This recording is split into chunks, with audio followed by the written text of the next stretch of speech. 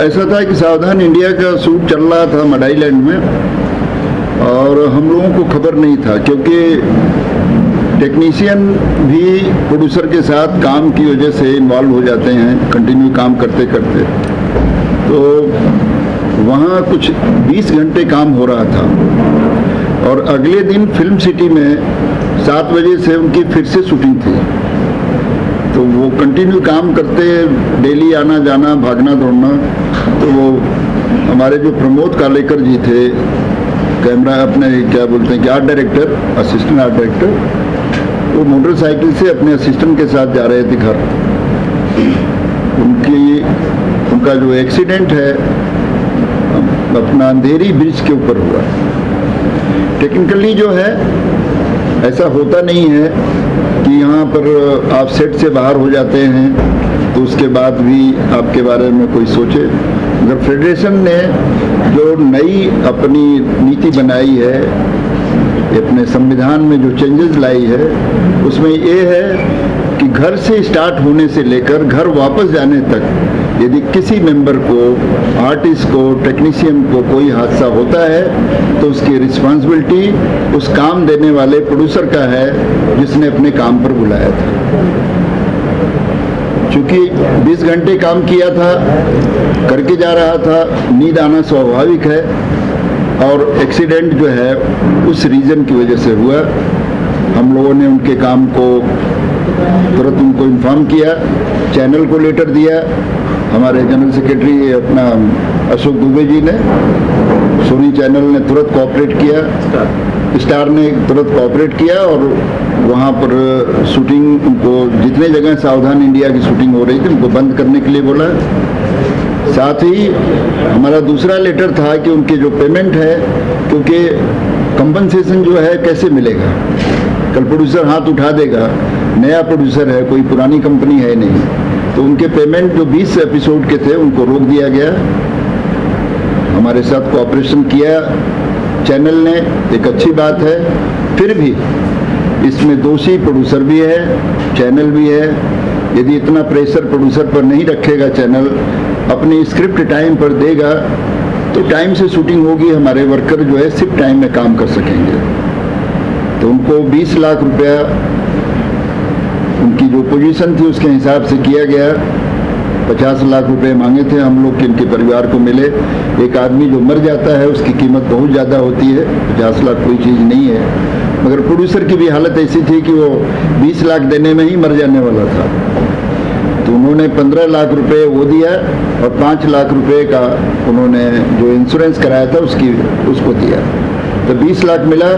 आज हमने उनकी फैमिली को बुलाया था, और उनको फेडरेशन की तरफ से, सारे दूसरे एसोसिएशन की तरफ से, लाइट मजदूर यूनियन की तरफ से कुछ मदद की गई है। आगे भी उनको मदद दी जाएगी, क्योंकि लोग अलर्ट नहीं थे कि उनको अभी आज हमें चेक लेकर आना है। तो हमारी 32 एसोसिएशन है, यथाशक्ति हर लोग उनकी मदद करेंगे। साथ ही ये डिसीजन लिया गया है कि यदि कोई इस तरह के हादसे में फैमिली का मेंबर मरता है, उसके परिवार में यदि लड़का या उसकी वाइफ काम करने योग्य है, तो सपोज उस डिपार्टमेंट के लायक नहीं है मगर कुछ और काम कर सकती है, तो उसके कार्ड को एनरोलमेंट जो है उनके नाम पर ट्रांसफ़र करके फ्री ऑफ कास्ट जो है फेडरेशन कोशिश करेगी कि उनको मेंबरशिप दी जाए, ताकि वो अपनी रोजी रोटी कमा सकें। और हम आपके माध्यम से भी ये कहना चाहेंगे कि जो भी प्रोड्यूसर बॉडी जो देख रही है, चैनल देख रही है, आर्टिस्ट यदि वो सपोर्ट करना चाहे तो उनका अकाउंट नंबर भी हम देंगे, ताकि लोग जो है उसमें डायरेक्ट इनडायरेक्ट उसमें मदद कर सकते हैं, फेडरेशन के थ्रू कर सकते हैं या डायरेक्ट उनके परिवार को कर सकते हैं। ये हमारी आपके माध्यम से हम्बल रिक्वेस्ट है कि उस परिवार के लिए अधिक से अधिक सपोर्ट किया जाए, क्योंकि वही एक कमाने वाला था, परिवार में कोई दूसरा है नहीं। सर, शूज पर ओवर टाइमिंग को लेकर भी काफ़ी शिकायत है सर आपके पास आ रही है। ये हादसे के पहले भी आ रही थी और अभी भी शायद आपके पास आ रही होगी। तो जो ओवर टाइम किया जा रहा है वर्कर्स को, उस पर क्या कहना चाहोगे? उस पर आप किस तरह का एक्शन लोगे? बात ओवर टाइम की नहीं है, प्रोड्यूसर अपना काम कराता रहता है, और ओवर टाइम की बात होती तो 8 घंटे के बाद 4 घंटा एक शिफ्ट माना जाता है यदि लोगों को पैसे मिले। हमने तो ये करके रखा है कि यदि आपको काम बहुत ज़रूरी है और आपको डिलीवर करना है तो आप सेकंड यूनिट लगाइए और आप काम कर सकते हैं। हम आपके सपोर्ट में खड़े हैं। फेडरेशन काम रोकना नहीं चाहती, मगर जो शिफ्ट टाइम है उसको क्रॉस करके आप काम करते हैं बगैर किसी इन्फॉर्मेशन के और हादसे इस तरह से होते हैं तो जान की कीमत तो जान होती है। हम तो नहीं कर सकते, मगर दोबारा इस तरह का काम नहीं होने देंगे। यदि इस तरह का कोई काम होता है तो उन पर क्रिमिनल केस किया जाएगा। तब तक बॉडी को हम लोग उठाने के लिए तैयार नहीं है जब तक कि पुलिस उनके खिलाफ कार्रवाई नहीं करती है। कंपनसेशन अपनी जगह पर है, मगर उन पर चैनल पर प्रोड्यूसर पर केस भी किया जाएगा, क्योंकि ये ह्यूमन राइट का हनन है। ऐसा होना नहीं चाहिए। सर, ये हादसा रोका जा सकता है क्योंकि चैनल में जो शो चलते हैं मंडे टू फ्राइडे चलता है, तो शो मंडे टू सैटरडे चलता है, तो कहीं ना कहीं ये शो को डिलीवर करने के लिए 12 से 13 घंटा शूट लगता है। तो कहीं ना कहीं जो सेलिब्रिटी है वो भी परेशान रहते हैं, लेकिन वो चुप रहते हैं क्योंकि आगे आएंगे तो उनको आगे जाके उनका काम नहीं मिलेगा। लेकिन आप लोग चैनल के ऊपर क्यों नहीं आप लोग बोलते कि मंडे टू थर्सडे जो पहला होता था कि मंडे टू थर्सडे शो चलता था, और इस पर कई सारे सेलिब्रिटी ना नहीं बोलते क्योंकि उनको डर लगता है कि उनकी नौकरी चली जाएगी। मैं बिल्कुल आपका सजेशन हमें बिल्कुल एक्सेप्ट है और हमें भी पता है इस बारे में। हम सारे लोग इस बात से अवगत हैं और हम प्रोड्यूसर को भी और चैनल को भी लेटर देंगे कि या तो स्क्रिप्ट पहले दे दी जाए, आप बैंक कीजिए, प्रोग्राम बना करके अपने पास इकट्ठा कीजिए, उसके बाद टेलीकास्ट डेट दीजिए। आप कट टू कट रखेंगे, ये प्रॉब्लम तभी होती है जब कट टू कट रखा जाता है। ऐसे बहुत से लोगों के बारे में हमें पता है कि उन्होंने 4-4 महीने के प्रोग्राम को शूट करके रखा है, उन्हें कोई दिक्कत नहीं है। आप जब चाहें तब करें, 8 घंटे करें, 12 घंटे करें, उसके ऊपर काम भी नहीं करते। तो यही होना चाहिए। चैनल को भी हम लेटर दे रहे हैं और इसको रोका जाएगा क्योंकि इसको हम और आगे नहीं होने देंगे। तो सर, एक प्रॉब्लम ये आता है कि ये पहली ऐसी इंडस्ट्री थी जिसमें साप्ताहिक अवकाश वर्करों को नहीं मिलता है। इसके बारे में आप लोग जो है सीरियस हैं या क्या है? ऐसा है कि मंथली जो काम करते हैं हमारे वर्कर्स और टेक्नीशियंस, हमने पहले से ही प्रोड्यूसर और फेडरेशन ने एग्रीमेंट किया था कि 4 छुट्टी होनी चाहिए। जैसे हर आदमी को वेकेशन मिलता है, 4 छुट्टी मिलती है, लेकिन वो रूल्स और रेगुलेशन यहाँ फॉलो नहीं हो पा रहे हैं। प्रोड्यूसर ज़बरदस्ती वर्कर्स को बोल के काम करवाता है और वर्कर बोल नहीं पाते हैं कि कल अगर उन्होंने मना किया तो प्रोड्यूसर उनको हटा देगा। इसके लिए ये सब प्रैक्टिस चल रही है, लेकिन अब हम उस पर भी कड़क कानून ला रहे हैं कि अपने वर्कर्स को कहेंगे कि अगर आप बगैर नाम बताए आप हमें इन्फॉर्म करिए। अगर प्रोड्यूसर आपको अरेस्ट करता है, परेशान करता है, हम उसके ऊपर कार्रवाई करेंगे। हमारे लोग उसके साथ काम नहीं करेंगे। सर, पिछली बार फिल्म सिटी के पास जब आप लोगों ने ट्राई किया था तो मुझे याद है उसमें एक प्रमुख मुद्दा था कि पौष्टिक आहार, शुद्ध पानी, टॉयलेट की अच्छी व्यवस्था, ये सब आज भी जो है ना वो मुद्दा तो वहीं का वहीं रह गया है। कुछ तो उसमें हुआ नहीं। कुछ चैनल और कुछ प्रोड्यूसर इन चीज़ों के को जानते हुए भी मनमानी कर रहे हैं, लेकिन अब उन चैनल और उन प्रोड्यूसरों को हम आपके द्वारा एक संदेश दे रहे हैं कि वो अब सही तरीके से हों, नहीं तो उनके ऊपर हम हर तरीके से ज़रूरत पड़ेगा तो कोर्ट भी जाएंगे और जो भी हमको एक्शन लेना होगा उनके खिलाफ लेंगे।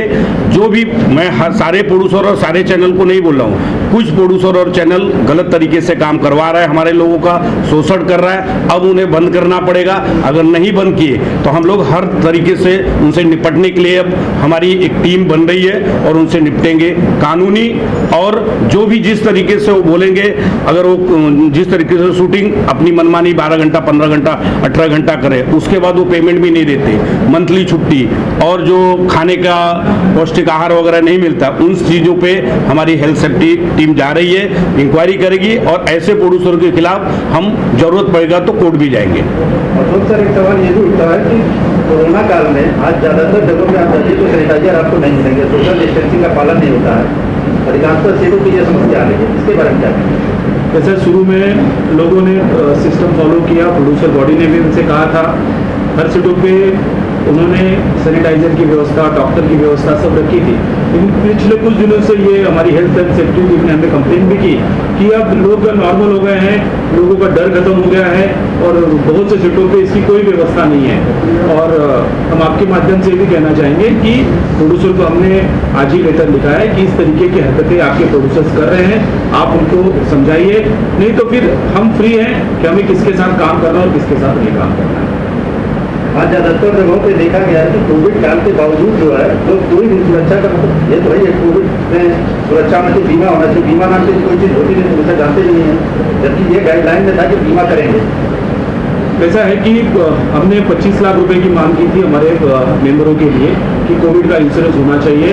कुछ प्रोड्यूसर्स ने 25 लाख का इंश्योरेंस किया भी, कुछ दो मेंबरों की हमारी डेथ भी हुई थी जिसमें उन्होंने कंपनसेशन दिया भी। जेडी मजेठिया जो IFTPC के चेयरमैन हैं, उन्होंने 25 लाख रुपया हमारे वर्कर को दिया भी, ऐसा नहीं है। लेकिन कुछ प्रोड्यूसर्स जानबूझकर ये करना नहीं चाहते। उनका कहना है कि हमारा बजट नहीं है, चैनल ने हमारे बजट कम कर दिए हैं, बजट कम करने की वजह से हमारा नुकसान हो रहा है। लेकिन आपका नुकसान हो रहा है, लेकिन हमारे मेंबर की अगर डेथ होती है उसकी जवाबदारी कौन उठेगा? हमने ऑलरेडी इसके लिए प्रोड्यूसर बॉडी को लेकर दिया। भाई साहब, ज्यादातर जगहों पे देखा गया है कि सरकार आपके फेडरेशन को, या इसके 5 लाख मेंबर हैं, 32 यूनियनें हैं आपके फेडरेशन के अंतर्गत, 5 लाख मेंबर हैं, और इनके अगर 5 लाख अपनी बिजली को बना दिया जाए तो 20 लाख लगभग जो होते हैं जो फेडरेशन से डायरेक्ट या इनडायरेक्ट जुड़े हुए हैं। Yes. इसके लिए सरकार कोई मदद नहीं करती, आप उसको सवाल नहीं करते कि सरकार किसमें कुछ मदद करे। देखिए, कोरोना काल में जब हमारे सामने प्रॉब्लम आया था कि लोगों के काम बंद हो गए थे, लोग डेली वेजेस वर्कर और जो मंथली वर्कर हैं, जो कॉन्ट्रैक्ट वाले वर्कर हैं, सबको समस्या हुई थी।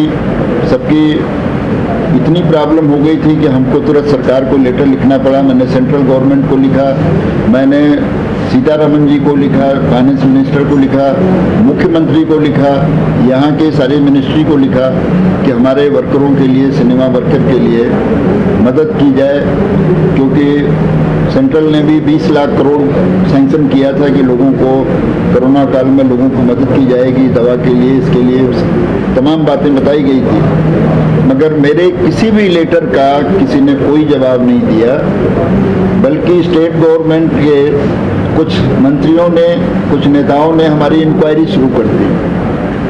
मदद तो नहीं आई कहीं से, मगर हमारी इंक्वायरी शुरू कर दी गई रजिस्ट्रार के थ्रू कि हम लोग बहुत ज़्यादा पैसा आया और उन लोगों में नहीं बटा, जबकि सारा बड़ा क्रिस्टल क्लियर था। सलमान खान ने डायरेक्ट लोगों के अकाउंट में पैसे डाले थे, प्रोड्यूसर बॉडी ने पैसे दिए, वो भी डाला गया था। यशराज फिल्म ने जो दिया था उसको उन्होंने डायरेक्ट डाला पेमेंट। तो कहीं से हमारा तो कोई प्रॉब्लम था नहीं और स्टाफ था नहीं, डायरेक्ट बैंक से बैंक का काम हो रहा था, कैश हमने किसी से डील किया नहीं था। ये सब समस्याएं हुई जिसको हमने अपने रजिस्ट्रार, क्योंकि हम ट्रेड यूनियन के अंतर्गत आते हैं, किसी नॉन पॉलिटिकल लोग हैं हमारे, तो किसी पॉलिटिक्स में किसी से कनेक्टेड नहीं है कि हमको बाध्य हैं कि हम उनको सारे हिसाब किताब दें। हमारी जो संस्था है, जो ट्रेड यूनियन है, उसके जो रजिस्ट्रार हैं, जो लेबर कमिश्नर हैं, उनको हम सब कुछ बताने के लिए बाध्य हैं। हमने उनको सब अपनी पूरी रिपोर्ट दी गई, उन्हें सेटिस्फाइड किया गया, किसी तरह का कोई ऐसी चीज़ें नहीं थी, और उन्होंने कनेक्टेड लोगों, मंत्री या नेता जो जिसने भी सवाल किए थे उसको सेटिस्फाइड किए। तो हमारा कहने का मतलब ये है कि मदद तो दूर की बात है, सरकारी मदद दूर की बात है, सवाल किए गए, क्वेश्चन किए गए, आरोप हमारे पर डाला गया। इस बात का हमें दुख है कि हमें न सरकार से कुछ मिला है, सेंट्रल गवर्नमेंट से, न स्टेट गवर्नमेंट से। सितारों ने कितना आप लोगों को कोविड काल में मदद किया था, कौन कौन किसने क्या क्या किया था? तो दुबे जी बताएंगे। लगभग हमें सलमान भाई ने हमारे 23,000 लोगों के अकाउंट में उन्होंने डायरेक्ट पैसे ट्रांसफ़र किए। एक बार 3,000 रुपये किया, फिर 1,500 रुपये किए, 1500, लगभग 14 से 15 करोड़ रुपए सलमान भाई ने दिए। 1.5 करोड़ रुपए यशराज फिल्म ने दिए। 51 लाख रुपए हमें अजय देवगन ने दिए। 51 लाख रुपए हमें रोहित शेट्टी जी ने दिए। अमिताभ बच्चन जी ने लगभग हमें 1 लाख कूपन दिए थे बिग बाजार के, ऑल ओवर इंडिया लेवल पे। तो हमारे मुंबई फिल्म फेडरेशन को 35,000 रुपये के 35,000 कूपन हमें मिले 1,500 रुपये के बिग बाजार के। लगभग उसकी कीमत भी लगभग मान के चलिए कि 14-15 करोड़ रुपए थी, जो डायरेक्ट जाकर आप बिग बाजार से सामान खरीद सकते थे। और प्रोड्यूसर बॉडी ने हमें 2 करोड़ रुपए दिए और बाकी आर्टिस्ट अनिल कपूर, बोनी कपूर, इन्होंने भी हमें डायरेक्ट मदद की। वर्करों के लिए तिवारी साहब, वर्करों के लिए एक स्कीम पिछले दिन चर्चा में थी, आवास योजना आप लोग ला रहे हैं, उसके बारे में डिटेल बताइए ना, क्या है 10,000 कुछ फ्लैट समथिंग कुछ आप लोग लाने वाले हैं? हम लोगों ने 2 साल पहले सेंट्रल गवर्नमेंट को अप्रोच किया था कि हमें 50,000 घर जो है हमारे वर्कर, क्योंकि 5 लाख से ऊपर हमारे वर्कर हैं, 10,000 में तो नहीं काम चलेगा, 50,000 घर के लिए हमने लेटर दिया था। और डॉक्टर हरदीप पुरी ने उसको सुना और बहुत उस चीज़ को सराहा उन्होंने कहा जब भी जहाँ भी ज़रूरत पड़ेगी सेंट्रल गवर्नमेंट आपके साथ खड़ी है। उसके बाद हमने बिल्डर के साथ मिल करके जो हमारा काम कर रहा है उनके साथ मिल करके हमने अप्रोच किया स्टेट गवर्नमेंट को। स्टेट गवर्नमेंट ने अपने फर्स्ट फेज पर बनाने के लिए 10,080 घर के लिए परमिशन दिया। उसको उन्होंने सेंट्रल गवर्नमेंट में भेजा हरदीप पुरी जी के यहाँ, तो वहाँ से पूरे के पूरे सैंक्शन हो गए कि आप फर्स्ट फेज में 10,080 मकान बना सकते हैं, जिसका हम लोग शिवरात्रि का दिन है कल, बड़ा शुभ मुहूर्त है। वहाँ मॉडल रूम जो है लोगों को एक दिखाने के लिए, बताने के लिए कि घर किस तरह का बनेगा, उसका हम लोग कल शिलान्यास करने जा रहे हैं।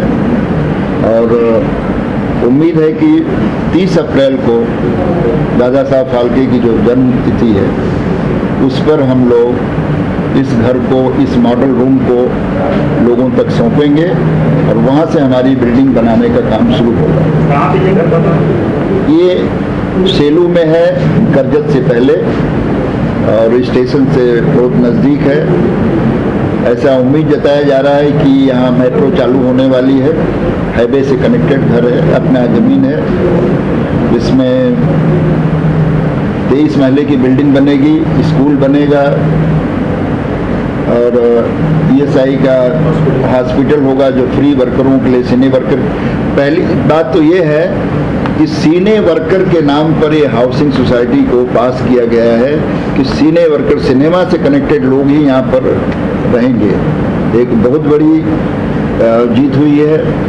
70 साल के अवधि में हर फेडरेशन के हर आदमी ने ये कोशिश की बनाने की, हर एसोसिएशन ने प्लान किया कि हम घर बनाएं वर्कर के लिए, मगर वो सक्सेस कभी नहीं हो पाया। लोगों ने या तो ज़्यादा पैसे मांग लिए, या शुरुआत हुई इधर हुआ, ऐसा हुआ, ऐसा।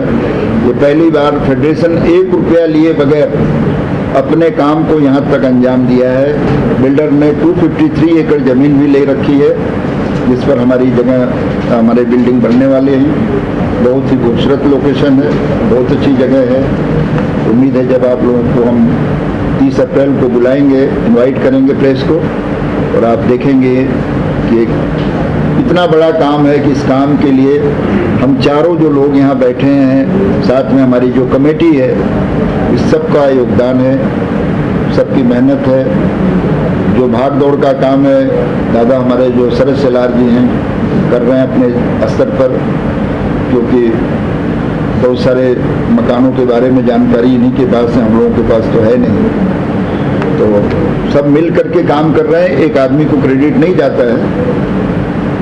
ये फेडरेशन की जीत है, फेडरेशन का काम है, जिसमें 50,000 वर्कर तो सिर्फ एक ही आदमी के हैं, एलाइट मजदूर जिनको कि घर की बहुत सख्त ज़रूरत है। तो हम चाहेंगे कि जैसे ही 10,000 इस साल मंजूर हुआ है, अगले साल फिर हमें 10,000 मंजूर हो, ऐसे 50,000 भी घर हमें कम पड़ेंगे, ऐसी उम्मीद है मुझे। लोग एक बार रहने लगेंगे, टाउनशिप बन जाएगी, तो दादा साहब फाल्के के नाम पर स्टैचू तो बनेगा, आज यहाँ से वहाँ होगा, इधर हटेगा, मगर उनके नाम पर यदि हाउसिंग सोसाइटी एक टाउन बन जाएगा, टाउनशिप बन जाएगी, तो पूरी महाराष्ट्र के लिए यादगार जगह होगी। दादा आप मुख्य सलाहकार हैं फेडरेशन के, आवासीय योजना के बारे में आपका क्या विचार है? ये तो नमस्कार पहले सबको, कि हम लोग बहुत सालों से, मेरा खुद का एजेंडा था, मैं खुद भागम दौड़ी करता था इसके लिए, मेरी संस्था के लिए, सीने कॉस्ट्यूम मेकअप एंड हेयर में कर रहा था। मगर कुछ राज्य सरकार, और आपको पता है कि सरकार जो है देश की, वो 3 साल के बाद, 5 साल के बाद बदली हो जाती है। तो फिर जब तक मेरा टाइम आता था उस मुकाम तक पहुँचने के लिए, तब तक मालूम पड़ता कि सरकार गिर गई, ऑफिसर बदली हो गए।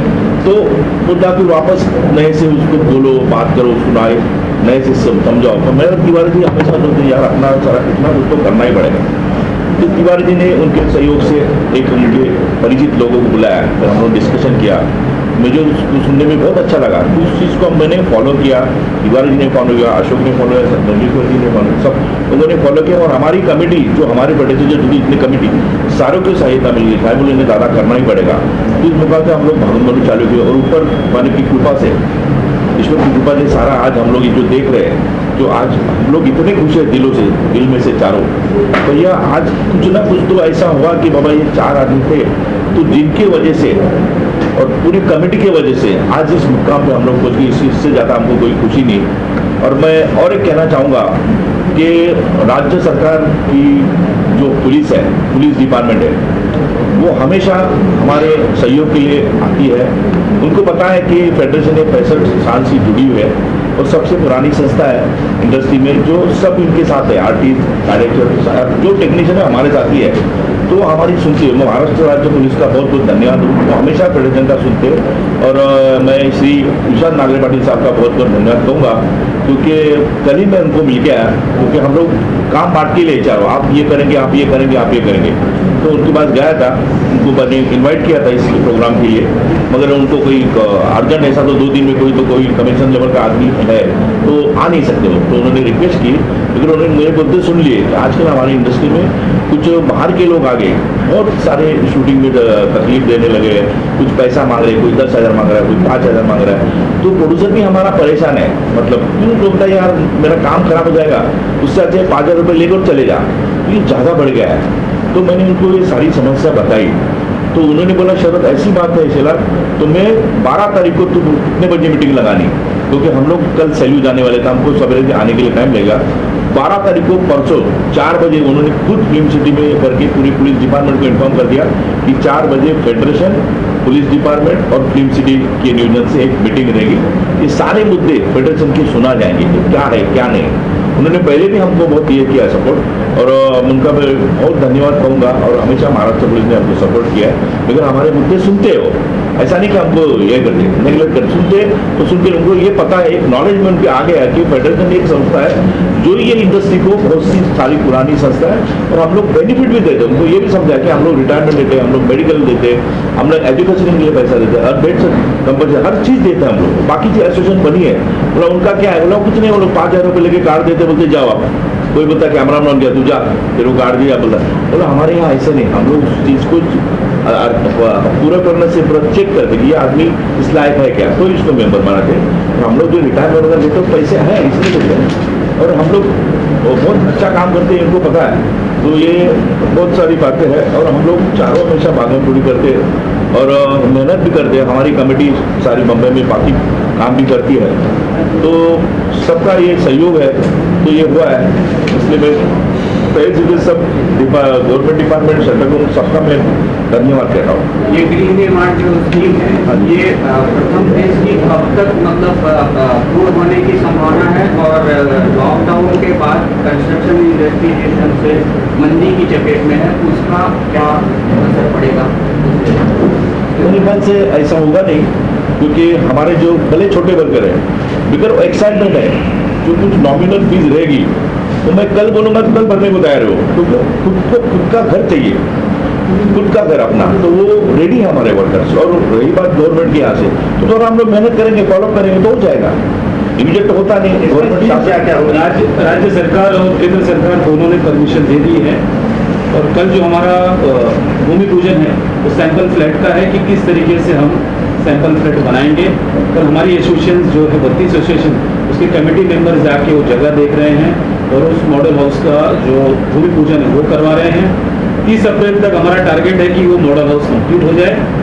30 अप्रैल को हम बड़ा कार्यक्रम दादा साहब फाल्के जयंती के उपलक्ष्य में बड़ा कार्यक्रम रखने, जिसमें हमारा निवेदन है कि मुख्यमंत्री हुए, उसके बाद हरदीप सिंह पुरी जी हुए जो इसके डिपार्टमेंट के हैं, कुछ बड़े आर्टिस्ट, अमिताभ बच्चन जी से हमारी बात चल रही है कि उस दिन वो आके वहाँ पे उसका भूमि पूजन करें। तो और जो वर्कर्स हमारे जो वर्कर्स हैं वो इतने गरीब हैं, उनको मंथली कामकाज इतने नहीं है और वो रह रहे भाड़े पे रह रहे हैं या उनके पास मकान नहीं है, तो हमें नहीं लगता है कि हमें दिक्कत आएगी हमारा ये शेड्यूल कंप्लीट करने के लिए। जितना जल्दी से जल्दी हो सकेगा हमारे लोगों को। तिवारी सर, ये फ्लैट को लेकर के सबसे जिज्ञासा है कि ये फ्लैट की प्राइस क्या होगी और एरिया क्या होगा और इंस्टॉलमेंट क्या होगा, क्या प्रोसीजर क्या है? ये फ्लैट जो है 465 स्क्वायर फीट है, सुपर बिल्डर, क्योंकि 23 महले की बिल्डिंग है, वहाँ उसी में स्कूल है, उसी में हॉस्पिटल है, शॉपिंग मॉल भी बनेगा, दुकानें उकानें होंगी, क्योंकि इतनी बड़ी लोगों की संख्या रहने वाली है। तो उसकी जो हम फाइनल वेरिफिकेशन के बाद यहाँ पर गवर्नमेंट का वेरिफिकेशन होगा, क्योंकि ये प्रधानमंत्री आवास योजना के तहत है, तो जिनके पास घर है उनको, जिनके नाम से है अलॉट ऑलरेडी है, उन्हें ये नई सुविधा मिलेगी। इसलिए इसका वेरिफिकेशन किया जाएगा। वेरिफिकेशन फाइनल होने के बाद हम अपने मेंबरों से 11,000 रुपया फीस ले रहे हैं। जो पहला टोकन लिया जा रहा है 11,000 रुपये का, और जिस दिन हम उनको चाबी देंगे उस दिन 40,000 रुपया, कुछ 40-41,000 उनसे लिया जाएगा। उसके बाद उनको कुछ नहीं देना, उनका अकाउंट से उनके पेमेंट जो है बैंक के थ्रू। EMI 6 से 7 हज़ार की EMI होगी, हाँ। 8 से 8.5 लाख रुपए में वो घर पड़ेगा उनको। प्रधानमंत्री का जो डिस्काउंट, मतलब जो सब्सिडी है, 3 लाख रुपए की उनकी सब्सिडी है, वो माइनस है। और अमृत योजना करके स्टेट गवर्नमेंट की सब्सिडी है, वो भी कुछ 70,000 है।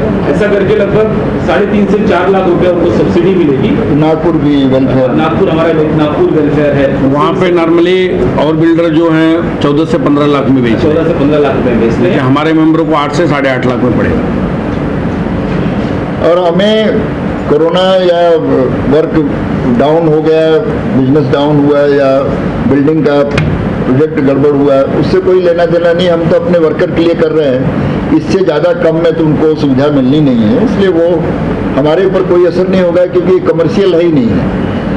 हम जैसे परिवार के लिए घर बनाते हैं, उसी तरह से ये मकान हम लोग अपने परिवार के लोगों के लिए बनाते हैं।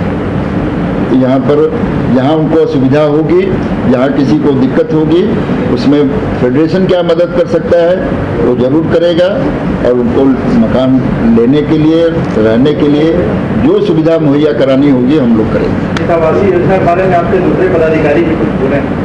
हाँ बोलिए सर।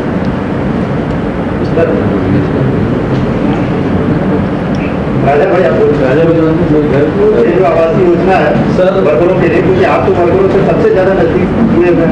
मैं ये बोलना चाहूँगा कि ये जो खौफ था, ये 70 साल पुराना खौफ था, जो हमारे ये कमेटी आने के बाद ये पूरा हुआ, और ये सेना हमारे लोग ये काफी पुराना खौफ है। जो वर्कर बेघर पे आज उनको घर मिलने का एक खौफ वापस से फिर से देखने के लिए मौका मिला है। तो जिनके पास घर नहीं है, जो रजिस्टर्ड नहीं है, जिनके पास घर, ये घर उन्हीं को मिलेंगे और सही हाथों में घर जाएंगे। लेकिन एक सवाल ये भी उठता है कि आप लोग वादा के जरिए जो है सरकार पे क्यों दबाव देते हैं कि मुंबई में एक फ्लैट कुछ जो है इस तरीके से मिलेगा? मुंबई में इतनी जगह नहीं है, हमने बहुत इंक्वायरी किया, बहुत हमने हर जगह कोशिश किया, लेकिन पहली बार है कि गवर्नमेंट ने इस तरीके से हमें वहाँ पे देने के लिए तैयार हुआ। नहीं तो हमारी 65 साल से फेडरेशन है, हर साल हर पदाधिकारियों ने, ऐसे नहीं कि हमने, जितने भी पदाधिकारी आए हर ने कोशिश किया लोगों के लिए, लेकिन कभी कोई भी गवर्नमेंट इन चीज़ों के लिए सुनी नहीं है। पहली बार केंद्र और राज्य सरकार ने मिल करके हमें कोई जगह दिया है। ये भी जानना चाहिए आपसे कि इसमें पत्रकार भी शामिल है या नहीं, अगर पत्रकार शामिल नहीं है तो हो सकते हैं। पत्रकारों के लिए, पत्रकारों को हमने कभी अपने से अलग नहीं समझा। कोरोना काल में भी हम उनकी मदद के लिए खड़े रहे, और वो भी हमारे अपने मेंबर हैं, एनरोलमेंट करेंगे। और हम चाहते हैं कि पत्रकारों को भी एक फिल्मी मीडिया जो है वो हमारा परिवार ही है, हम लोग मिलकर के ही काम करने वाले हैं।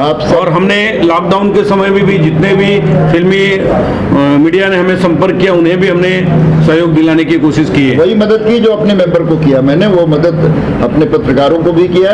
पत्रकारों के लिए कभी भी फेडरेशन जो है तत्पर है, और हम उनको अपने से अलग नहीं मानते, क्योंकि हमारा कोई भी चीज़ जो है, हमारी बातें आपके थ्रू जाती हैं, तो हम आपको अपने परिवार का ही हिस्सा मानते हैं। तो आप बिल्कुल ये माने कि ये घर आपके लिए भी बन रहा है। किसी चैनल ने उन चीज़ों पर नहीं ध्यान दिया, क्योंकि जो भी एक्सीडेंट में या जो भी दुर्घटना होती है कमजोर वर्ग के लोगों को होता है, उस पर किसी ने आज तक ध्यान नहीं दिया।